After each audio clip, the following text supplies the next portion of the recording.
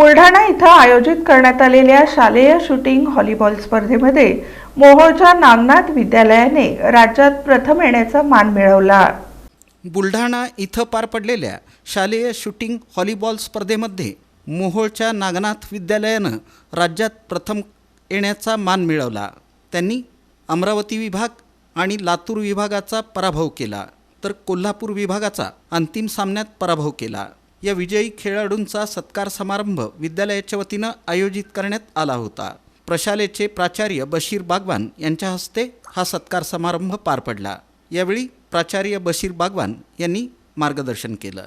यावेळी प्रशालेचे उपप्राचार्य प्रकाश शिंदे, सोमनाथ राजमाने, नीलकंठ शिंदे, दिलीप कुमार दीक्षित, तालुका क्रीडा समन्वयक संभाजी चव्हाण, शंकर काळे, सुनील गायकवाड, राजेंद्र गवळी, प्रताप क्षीरसागर, ज्ञानेश्वर होनखांबे, समीर शेख, क्रीडा शिक्षक आबाराव गावडे, सुनील गायकवाड, मुबीन शेख, संतोष सीताप यांचं मार्गदर्शन सर्व विद्यार्थ्यांना लाभलं।